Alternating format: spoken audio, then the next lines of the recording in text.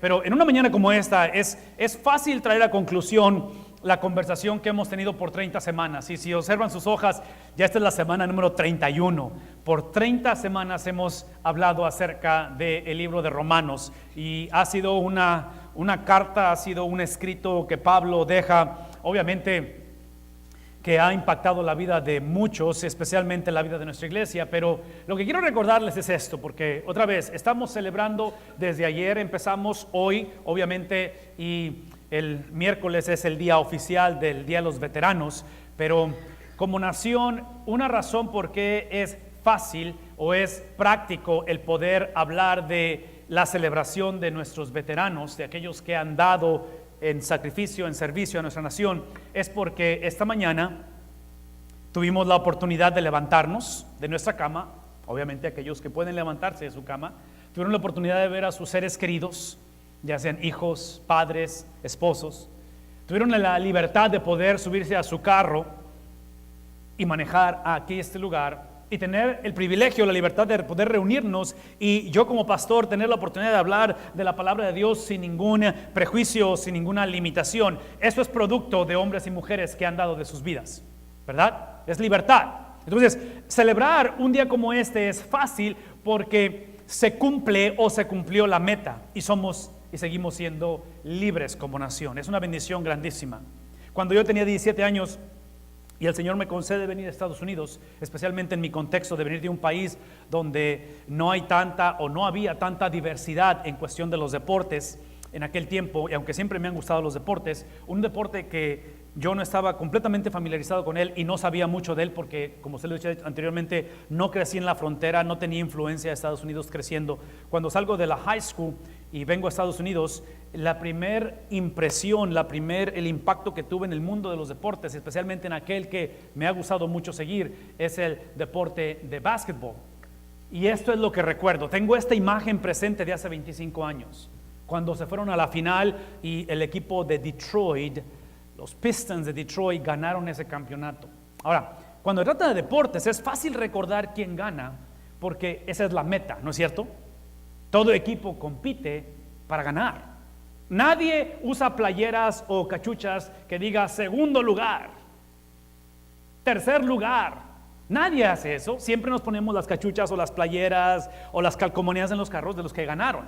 Entonces, por eso en mi caso, esta es mi primera impresión que yo tuve del básquetbol a través de hace 25 años. Este jueves pasado fue un jueves un poquito diferente o semana diferente porque aunque nuestras hijas han participado en juegos de fútbol americano por los últimos, ¿qué son? 4 años para Saraí, obviamente, pero empezando desde middle school ya tienen como unos 6 o 7 años todo junto ya.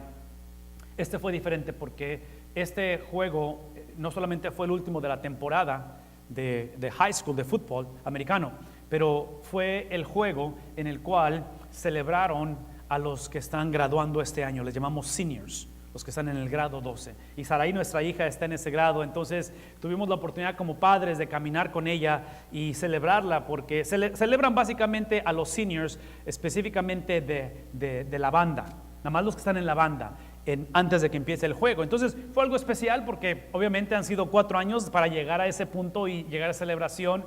Pero hubo algo que lo hizo un poquito diferente este juego, porque no solamente era el último de la temporada, pero después de investigar y ver las manifestaciones que me hicieron investigar, me di cuenta que el equipo con el que estaban compitiendo el jueves es un equipo que estaba invicto, que es el equipo de Vela, de la escuela Vela de Edinburgh High School. Y la razón que me hizo cuestionar y saber qué estaba pasando, porque aunque he asistido a muchos juegos de fútbol americano de mis hijos, especialmente cuando son en casa, ahí en Mission, en particular que fue en Mission, las gradas de los visitantes, que eran los de Edimburgo, estaban a reventar. Entonces es algo que típicamente no ves. Típicamente cuando recibes así un visitante, es poquita la gente, la mitad se llena. Nunca compite la cantidad con los de casa.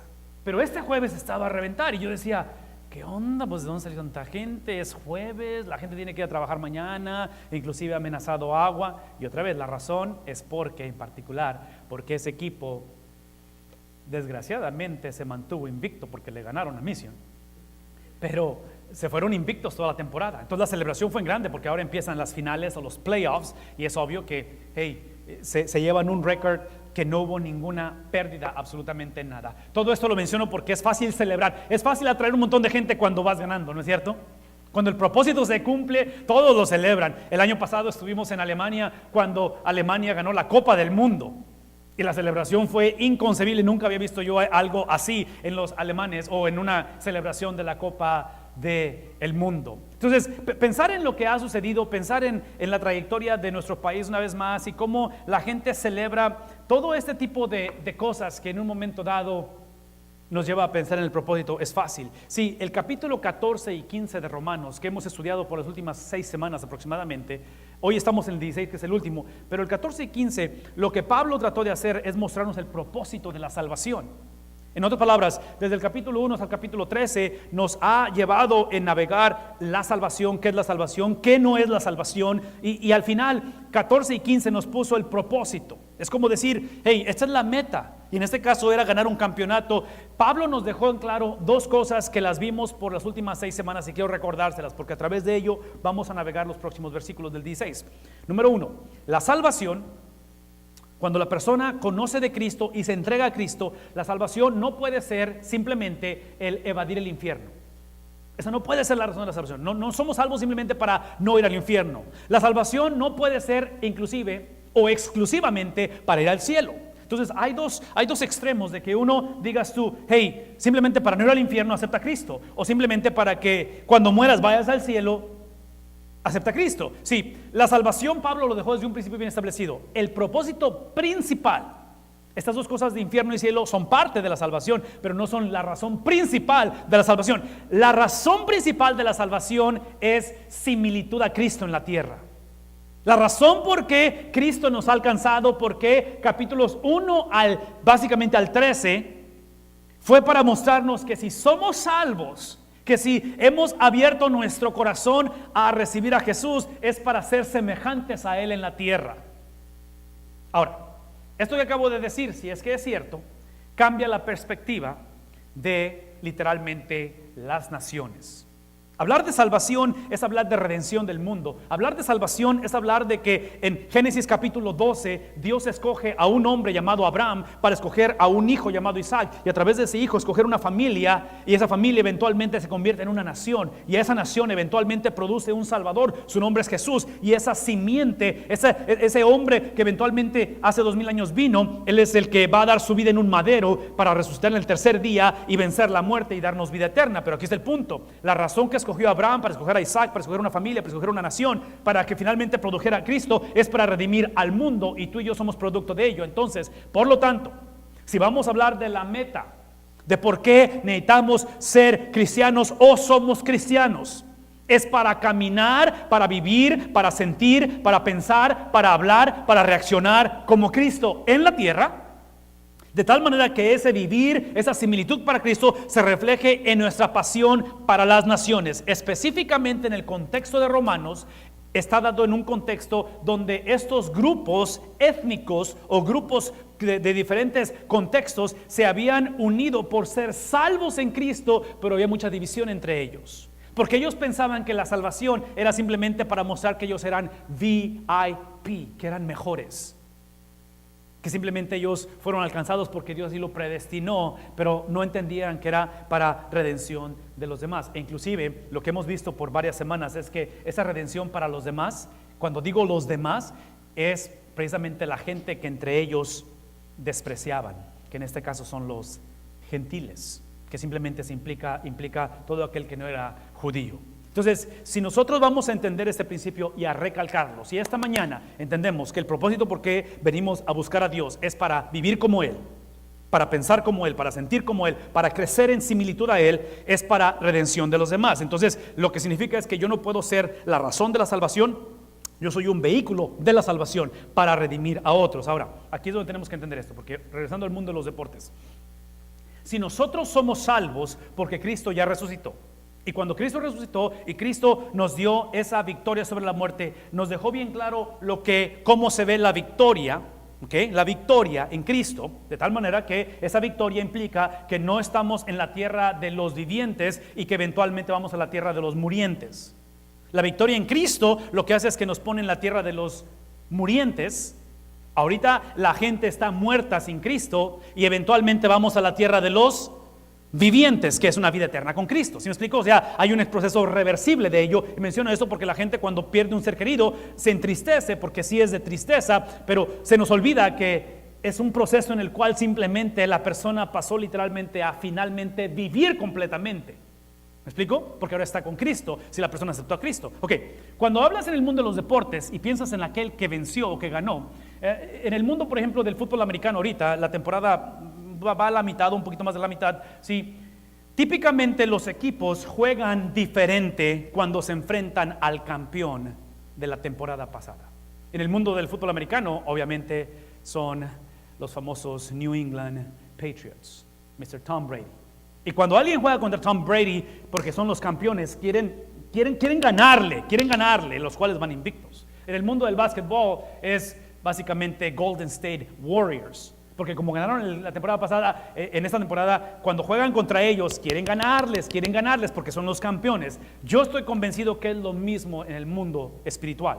En el mundo espiritual, porque somos los vencedores, Satanás quiere atacarnos. Inclusive capítulos 14 y 15 es la división en la cual Satanás está presionando, que aún en un contexto, escuchen esto, en un contexto de cristianos, judíos cristianos o convertidos del judaísmo y convertidos de una vida de gentiles o de una vida de no judaísmo o de muchas otras corrientes religiosas que se unieron en la iglesia, ambos grupos son convertidos al evangelio, están en la iglesia. Hay mucha división entre ellos porque todos quieren jugarle diferente al que ganó, y Satanás no es excepción de esas cosas. Entonces la pregunta es esta, porque aquí es donde está el reto para nosotros esta mañana al concluir la carta de Romanos.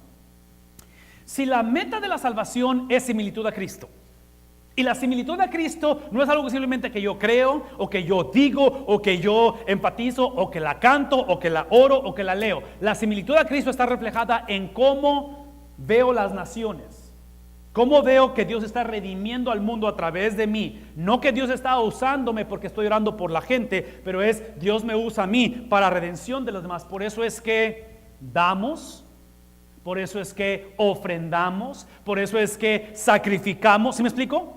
Porque como alguien ofrendó en el pasado, es que el evangelio llegó a mí. Alguien sacrificó en el pasado, es que yo fui alcanzado. En fin, repetimos el patrón. Si ese es el caso, la pregunta es cómo mantenemos esto. Porque el reto de esto, tanto de ser como Cristo, como redimir las naciones para Cristo, redimir a mis hijos para Cristo, redimir mi matrimonio para Cristo, redimir a mis vecinos para Cristo, si ese va a ser el caso, es sola y exclusivamente en el contexto de relaciones. Y ustedes y yo sabemos que en el contexto de relaciones la cosa se pone media difícil la mayor parte del tiempo. Y les voy a decir por qué. No porque seamos gente problemática, conflictiva o disfuncional, que a lo mejor es el caso. Pero independientemente de ello, es porque las relaciones interpersonales, ya sea de un padre con un hijo con un abuelo, un tío con un primo, cualquiera que sea, un trabajador con un patrón, siempre incluyen un factor que la mayoría de nosotros le queremos sacar la vuelta todo el tiempo, y es el riesgo de ser lastimados. ¿Por qué? Porque ya hemos estado ahí, porque alguien nos traicionó, porque alguien nos lastimó anteriormente. Entonces, para evitar esos riesgos, preferimos no conectar con gente como realmente debiéramos. Tratamos de llevarnos la fiesta nada más así por encimita, para que ni muy ni tan, y que no me abro mucho a la persona, ni tampoco que me cuente muchos problemas, porque ¿qué tal si hablan mal de mí? ¿Qué tal? ¿Sí me explico? Entonces, entramos en ese contexto donde puede haber riesgos, y Pablo está enseñándonos y nos va a enseñar esta mañana de que la manera en que podemos nutrir el campeonato, que podemos nutrir nuestra vida en un contexto de relaciones donde yo puedo mantenerme enfocado en que si soy salvo es para tener similitud a Cristo, y si soy salvo es para redención de aquellos que están alrededor mío, incluyendo aquellos que probablemente no me caen bien, porque es el contexto de la iglesia en Roma.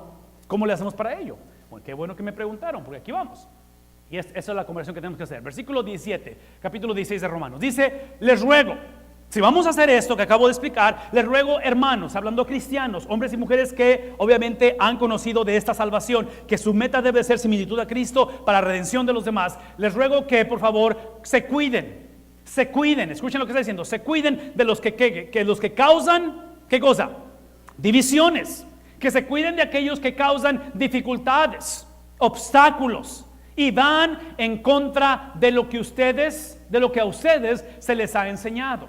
En otras palabras, el mandato es bien claro. El mandato no es solamente de que ustedes se lleven bien entre ustedes, de que ustedes vayan a nutrir su matrimonio o nutran su relación con sus hijos, o que Dios permita que tengan una relación con los yernos o con la suegra. Ese no es solamente el propósito. El propósito es que entiendan que si ustedes son los que experimentaron el campeonato, todos juegan diferente cuando juegan contra el campeón. ¿Me explico? Todos le juegan diferente, y Satanás tiene un propósito bien claro que obviamente en Roma se estaba llevando a cabo. Había división, había disensión entre la iglesia, es lo que hemos hablado por varias semanas. Entonces por eso da esta enseñanza o esta manera de llevarlo, de tal manera que al final dice esto: con todos aquellos que causan divisiones, que causan obstáculos o dificultades, con aquellos que están hablando o viviendo en contra de lo que han aprendido ustedes, ¿qué dice él? Simplemente apártense. Es todo lo que tienen que hacer, apartarse. ¿Qué implica eso? Bueno, aquí está. Implica que el crecimiento es por suma al restar. Sumamos restando.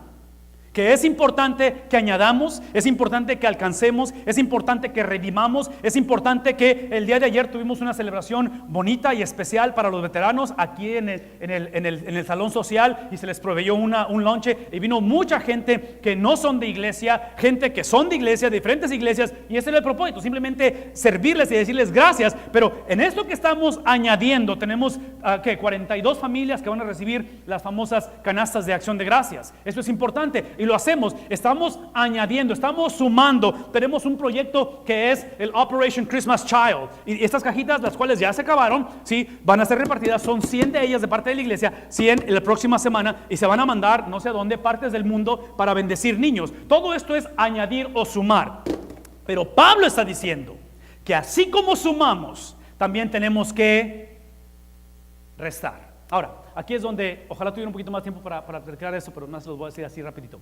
Cuando hablo de restar, estoy hablando de relaciones interpersonales, y eso implica que ahorita en este momento hay personas en nuestras vidas, hay personas en nuestros medios sociales que leemos constantemente en Facebook, por decirlo, hay programas de televisión, hay programas de radio que estamos escuchando que están restando o que están literalmente causando divisiones, causando dificultades. Hay padres de familia, hay parientes, hay hijos tal vez en nuestra vida que estamos permitiendo que nos alejen de esa relación con Dios, que están dividiendo la familia. Hay personas en la iglesia que potencialmente estarán sembrando cizaña. La pregunta es, ¿qué hacemos? ¿Qué hacemos? Porque muchas de las veces cuando tenemos este tipo de personas en nuestras vidas, escuchen lo que voy a decir, el problema no es que existan, el problema es que no tenemos problema que existan. En inglés se usa la palabra condoning. ¿Qué significa condoning? Es el apapacho. Como es nuestro hijo, y nuestro hijo nunca hace nada mal, siempre es la culpable es la maestra, ¿verdad? Esos maestros de ahora no saben qué onda. El problema no es mi hijo, es su cuarto matrimonio, pero no es mi hijo. Hay un patrón aquí, ¿verdad? Algo está pasando. En fin, todo lo que quiero que entendamos es esto. Cuando hablamos de restar, estamos hablando de que literalmente, si el propósito es similitud a Cristo y el propósito es bendición a las naciones, toda persona, una persona que no entiende esto como cristianos es aquel que piensa lo siguiente: yo vengo a Cristo porque yo estoy convencido que Cristo piensa como yo. Cristo tiene que ser republicano como yo, ¿verdad? Es el punto de la historia. El punto de la historia es que yo vengo a la iglesia porque necesito que alguien me ayude a mí, que restauren mi matrimonio, porque al final de la historia el punto es ¿quién? Soy yo el punto de la historia. Entonces, toda persona que es egocéntrica, que se trata de sí mismo, es el tipo de persona que Pablo está diciendo literalmente, apártense de ellos. Ahora, otra vez. Obviamente no estoy diciendo que se divorcien. Obviamente no estoy diciendo que corras a tu hijo de la casa, porque a lo mejor acabo de escribir tu matrimonio, acabo de escribir a tu hijo o a tu nieto que se está causando daño a sí mismo y no sabes ni cómo lidiar con él. Todo lo que estoy diciendo es lo siguiente: la meta de similitud a Cristo, la meta de bendecir a otros puede ser obstaculizada, y estaba sucediendo en Roma. Por lo tanto, el restar en un momento dado es normal. En el contexto de relaciones tenemos que hacer una distinción. La distinción es esta: de que no podemos poner como sinónimos, como si fuera la misma cosa. Escuchen esto: el perdonar y el confiar. Voy a decir una vez más, escuchen lo que estoy diciendo. Si vamos a añadir, restando, no podemos seguir teniendo este patrón de que perdón es equivalente a confianza. ¿Por qué digo esto? Porque mucha gente que ha dividido el hogar, dividido la iglesia, dividido la sociedad, mucha gente que se ha enfocado en sí misma y que satisfacen sus necesidades primero antes que los demás, es gente que en un momento dado necesitan ser reprendidas, y en la reprensión hay una ruptura de relación. Y cuando existe esa ruptura de relación y cuando la persona es llamada a cuentas, en el contexto de iglesia se le llama disciplina de la iglesia, church discipline. Cuando la persona es llamada a cuentas, sí, el propósito de las disciplinas, el propósito de llamar a cuentas a gente no es para mandarlos o sacarlos del compañerismo, es para restaurarlos en el compañerismo.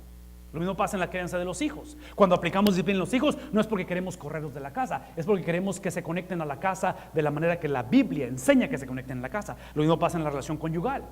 El propósito no es divorciarnos. Yo por eso soy proponente de que la gente debe de separarse en lugar de divorciarse, porque en la separación lo que hacemos, si se separan, todos se van a dar cuenta. Y el problema con muchos de muchas relaciones matrimoniales es que para cuando nos damos cuenta es cuando ya firmaron los papeles de divorcio. Y todos estamos así como que, pero mira, si servían en la iglesia, oye, pero cantaban ahí arriba con la guitarra. ¿Sí me explico? Porque todo se mantuvo en secreto. Entonces, el punto es este. Tenemos que entender esto no está en sus hojitas, pero el perdón no es lo mismo que confianza. El hecho de que yo te perdone, porque el perdón no es opcional, tengo que perdonarte, no significa que tengo que confiarte. No significa eso. ¿Qué significa eso? Que la confianza, que es lo que sella la relación, porque sin confianza obviamente es muy difícil operar, ¿verdad? La confianza, por definición, es simplemente el hablar la verdad continuamente más tiempo. Y mi experiencia es que la mayoría de nosotros, porque sobreespiritualizamos la cuestión del perdón, pensamos que perdonar es confiar automáticamente. Y yo diría que no, porque no hay sanidad. No está mostrando la persona realmente que no va a ser obstáculo más en su vida, que no va a causar división, y especialmente que la persona se alinee, no lo que yo pienso, pero las enseñanzas de las cuales estamos hablando. A raíz de ello, Pablo continúa diciendo en el versículo 18, tales individuos, lo que acabo de escribir, tales individuos no sirven a Cristo como nuestro Señor. ¿Qué implica eso? Escuchen esto, que no están sirviendo a Cristo. ¿A quién están sirviendo? A sí mismos. ¿Por qué? Sino que sus propios, ¿qué cosa? En otras palabras, lo que está diciendo esto, como cristianos o como seres humanos, realmente solamente podemos expandir, solamente podemos promover, solamente podemos enriquecer dos reinos. El reino de Dios, que es similitud a Cristo en la tierra, y para las naciones, o para el prójimo, o simplemente beneficiar mi propio. En otras palabras, escuchen lo que voy a decir. Si esta mañana tú estás aquí y sigues alimentando en tu corazón o en tu vida que tú eres la víctima de la historia, probablemente sí lo eres, probablemente, y no voy a minimizar tu dolor, pero parte de por qué eres la víctima es porque personas que continúan pensando en sí mismos son personas claves para ser abusadas. En otras palabras, si hubiéramos aplicado el versículo 17, que habla de separación de la persona, al principio, en lugar de simplemente orar por él, simplemente aguantar porque como es mi marido, como es mi nieto, como es mi hija, ¿sí me explico? Y continúa el abuso, tras el abuso, tras el abuso, tras el abuso. Pablo está diciendo esto. Al final de la historia, esas personas no sirven al Señor, sirven a sus propios deseos. De tal manera que con palabras suaves, lo hacen con palabras lisonjeras, lo hacen de tal manera que engañan a ¿quién? La palabra ingenuo realmente es la palabra que ignora el versículo 17. Si el versículo 17 te dio la estrategia de decir, en el momento que alguien, ya sea tu esposo, tu hijo, tu nieto, tu futuro esposo, si en este caso estás de novio con ella o con él, en el momento en el cual esa persona, su enfoque es interno, es su agenda, en el momento en el cual él quiere promover su reino en lugar del reino de Dios, en lugar de vivir para otros, literalmente el versículo 17 dice, apártate de él. No es tu trabajo cambiarlo, tu trabajo es responsabilizarlo por sus hechos. ¿Y cómo lo responsabilizas? Apartándose de la persona. ¿Ah? ¿Sí? ¿No? ¿Cómo estamos? Versículo 18 simplemente dice, hey, esas personas que les permitimos que hagan lo que quieran, es el tipo de personas que en un momento dado están simplemente sirviendo sus propios deseos. Por lo tanto, en sus hojitas, tenemos que aprender esto, a examinar y a reconocer que somos vulnerables. Cuando habla de estas personas, al final del versículo habla acerca de las personas que son inocentes. Está hablando de que todo cristiano es vulnerable, todos sin excepción, nadie es la excepción de esto. Inclusive yo diría lo opuesto, toda persona que no se cree vulnerable es literalmente soberbio. Una persona soberbia es la que piensa que a mí nunca me va a pasar, a mis hijas nunca le va a pasar, mi hijo, ¿cómo crees mi hijo? Ay, por favor, hombre, ¿sabes de quién soy hijo yo? ¿Sabes quién es mi papá? ¿Sabes quién fue mi abuelo? El tipo de personas que en toda conversación avientan por delante sus credenciales. ¿Saben de qué estoy hablando? Avientan todos sus logros, sus estudios, lo que ganan, dónde han estado, qué iglesia han estado. Es como que así como que dices tú, esa historia ya me la sé, compadre, ya me la has platicado como 7 veces. Ya sé qué iglesia estuviste, ya sé qué hiciste. Sí, o sea, otra vez, tratas de excusar la situación. Todo lo que estoy diciendo es lo siguiente: como cristianos, todos batallamos con la soberbia, todos batallamos porque se lo he dicho muchas veces. La palabra greed en español es la palabra avaricia. Y la avaricia o el greed nunca se ve en el espejo. Siempre decimos que somos go-getters.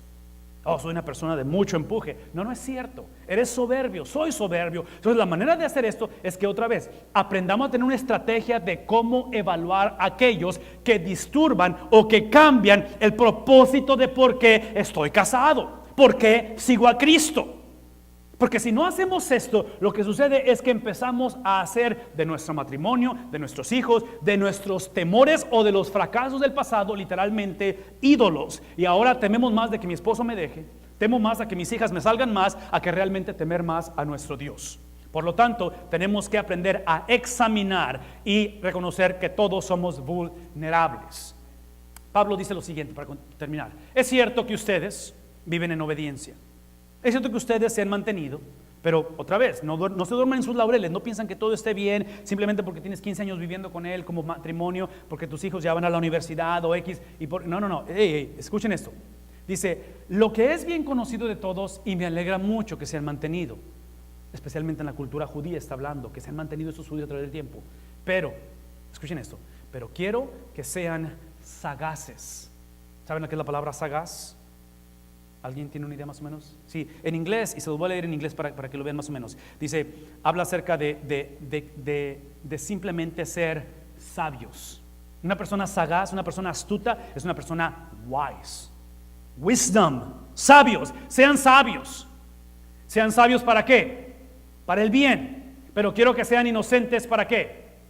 Para el mal. En otras palabras, lo que está diciendo es esto: tenemos que llegar al punto en el cual nuestra obediencia a Cristo esté conectada con nuestra ética, con nuestra conducta de vivir. Porque si nosotros somos expertos en la maldad implica que no nos incomoda cuando vemos pecado. Cuando hay alguien que está en rebeldía delante de Dios, cuando alguien está trayendo obstáculos, cuando alguien está trayendo estos impedimentos, cuando alguien está haciendo algo en contra de lo que aprendimos, dice el versículo 17, cuando estás haciendo eso y simplemente no dices nada, en español tenemos un dicho famoso que dice, el que calla, simplemente estamos apapachando esto. De tal manera que lo que Pablo está diciendo es esto: tenemos que tener sabiduría en hacer el bien, lo cual para mí me hace pensar o me hace entender de que esta cuestión de hacer el bien no es accidental. Es una persona que literalmente ha crecido de ser ignorante a ser sabio. Nadie nace siendo sabio. El que contradice lo que acabo de decir acaba de probarlo, porque es un necio. Una persona sabia entiende que no lo sabe todo. Una persona sabia es aquella que se mantiene aprendiendo. Una persona sabia es aquella que no se mueve ni a derecha ni a izquierda y se mantiene firme. No es que es mejor que los demás, simplemente es aquella que mantiene inocencia para las cosas del mal. En sus hojitas, la sabiduría o la sagacidad, el ser sagaz para el bien y el ser inocente para el mal, implica que tenemos que abrazar y creer todo lo que Cristo dijo, pero también tenemos que abrazar y creer todo lo que Cristo implicó. What Jesus said and what Jesus meant, es lo que está diciendo Pablo. Pero acuérdense que esta iglesia en Roma es un grupo son varios grupos de personas, convertidos judíos, convertidos gentiles, y los cuales habían estado de acuerdo en lo que Cristo dijo. El conflicto es en lo que Cristo implicó. Y ahí es lo que empieza la interpretación. Cada quien lo acomoda como mejor le parece. Entonces, esta mañana algunos de ustedes hasta la fecha siguen argumentando en su mente por qué es la cosa como está haciendo en la casa o en la iglesia o X. Cualquier argumento que están ustedes creando de por qué lo que estoy diciendo no se aplica a ustedes, que ustedes son la excepción de la regla, que yo soy mis hijos, no se aplica a ellos. Y Pablo termina diciendo lo siguiente: en cuestión de obediencia, la obediencia del cristiano es el producto de sagacidad o de sabiduría, la palabra wise y la palabra inocencia. Imagínense crear, formar, levantar una generación de hombres y mujeres, hijos o nietos, que se les conozca por su obediencia. ¿Por qué? Porque son obedientes, porque son sagaces, porque tienen sabiduría en lo bueno. Sharp, decimos en inglés, son buenos para hacer lo bueno, tienen una actitud de servicio.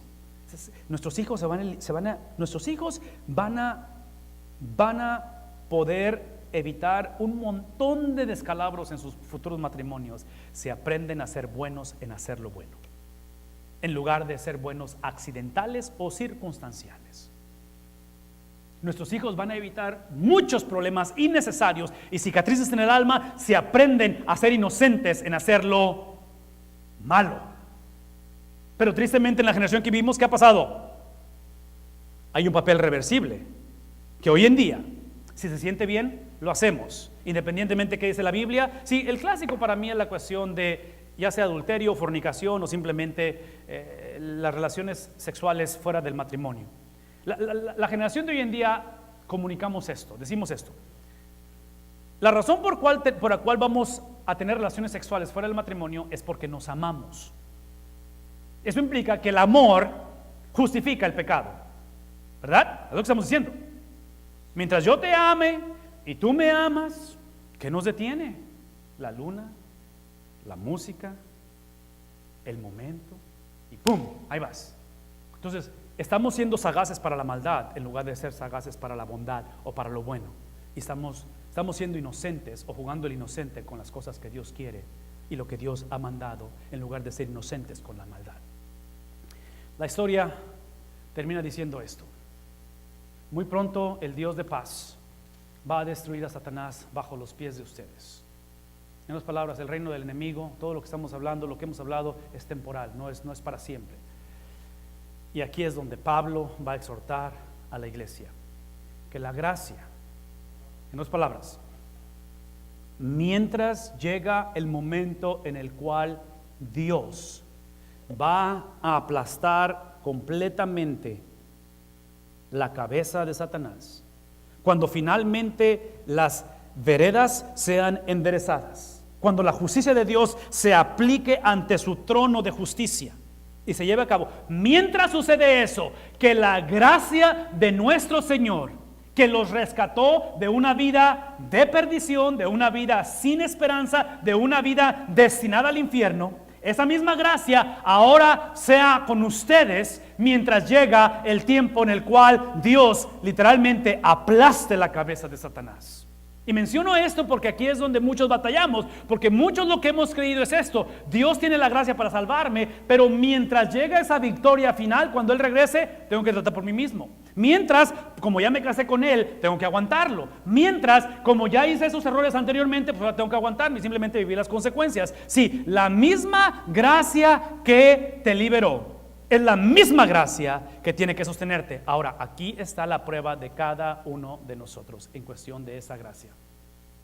Tenemos que entender que peleamos, y la palabra pelear realmente, debí de haber pensado esa palabra otra vez, pero es la palabra realmente relacionarnos. Nos relacionamos unos con otros no para llevarnos bien, sino porque ya Cristo restauró nuestras relaciones. En otras palabras, la gracia del Señor está manifestada no en cómo la recibimos solamente, pero en cómo la damos. Y en esta mañana yo sé que hay gente que no merece gracia de nosotros. Yo sé que hay gente que ha hecho cosas que son inconcebibles que nos hicieron. E inclusive, escuchen lo que voy a decir: en esta vida, más vale que les digamos a nuestros hijos esto. Va a haber gente en sus vidas que van a hacer cosas que son inconcebibles a sus vidas. Y no quiero ser negativo en lo que estoy hablando, pero escuchen lo que les voy a decir. Si hemos establecido que el propósito de la vida y de la salvación es similitud a Cristo, por favor escúchenme.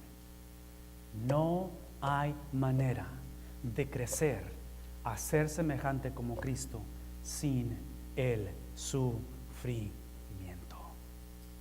No existe tal cosa. No hay manera que simplemente digas, mientras me mantenga lejos, afuera de esos pecados, esas costumbres, decir que me mantenga en mi Biblia, escuchando mi música cristiana, yendo a la iglesia. Sí, todo eso es importante, pero al final de la historia, lo que realmente moldea nuestro corazón a ser semejante a Cristo es el sufrimiento, porque el cristiano no está exento de sufrimiento. El cristiano simplemente tiene la habilidad de encontrar el propósito del sufrimiento. Quiero que se pongan de pie esta mañana. Todos de pie, por favor. Yo quiero que concluyamos nuestra conversación, porque tenemos unos cuantos minutos nada más, con la oración que Pablo eleva en los últimos versículos. En los últimos versículos del capítulo 16. Por favor, escúchenme. Literalmente esa es una de las cartas que Pablo está despidiéndose, no solamente de la iglesia, pero literalmente de este mundo. Pablo en los próximos meses va a morir, va a ser encarcelado y eventualmente decapitado por el gobierno romano. Y la oración que estoy por ponerles, que son los versículos que siguen, es la oración que quiero que esta mañana nos llevemos juntos como familias, como iglesia, y que podamos describir. Can you guys help me with the next one, please? Que podamos describir juntos de tal manera que Pablo dice, y al que puede, the one who is able, hablando de Dios, Él puede confirmarnos según, ¿qué cosa? Observen el lenguaje, según mi evangelio. En otras palabras, está diciendo, aquel que puede traerte de donde estás y ponerte a la par con mi estilo de vida. ¿Se imaginan un matrimonio donde pongamos al esposo o al esposo, a la esposa o al esposo, no en lo que creemos, pero en cómo vivimos? Que nuestra vida sea tal que nuestros padres quieran ser como nosotros, que nuestros hijos, conforme crecen, desean vivir la vida que hemos vivido. Dice él, que sea mi evangelio y la predicación de Jesucristo. Todos somos predicadores, todos predicamos un evangelio. La pregunta es, ¿qué evangelio predicas? Y muchos estamos en este lugar porque estamos cansados de predicar nuestro propio evangelio, mi propia agenda, mis propios argumentos, mi propia filosofía, mi propio contexto. Dice él, he predicado a Jesucristo según la revelación del misterio que se ha mantenido oculto desde tiempos eternos. En otras palabras, antes no se entendía bien, pero ahora el Espíritu Santo ha revelado algo. Algo ha hecho su palabra que nos hace ahora receptibles a este mensaje, pero que ha sido manifestado ahora, este misterio, y que por las escrituras de los profetas, según el mandamiento de ese Dios que escogió a Abraham para escoger a un hijo, para escoger una familia, para escoger una nación, y de esa nación saldría el Mesías, es el Dios eterno, el cual, escuchen esto, ese misterio se ha dado a conocer a los gentiles, a la gente que ustedes desprecian, a la gente que les ha ofendido, a la gente que potencialmente les va a lastimar, y se los ha dado a revelar a esta gente a través de ustedes con el propósito de que obedezcan en la fe. Si esta mañana tú nunca has puesto tu confianza en Cristo, el versículo 27 es la evidencia de una persona que vive una vida con Cristo y declara abiertamente al único, no al posible, no al que está entre muchas opciones, pero es al único y sabio Dios, sea, ¿qué cosa? Lo que le pertenece a Él, no a mí, no a mis errores del pasado, no a mis temores del futuro, pero solamente al Dios que es exclusivo, al Dios que me ha amado y que dio su Hijo en redención por mí. A Él sea la gloria a través de ese hermoso regalo llamado Jesús, y sea eternamente.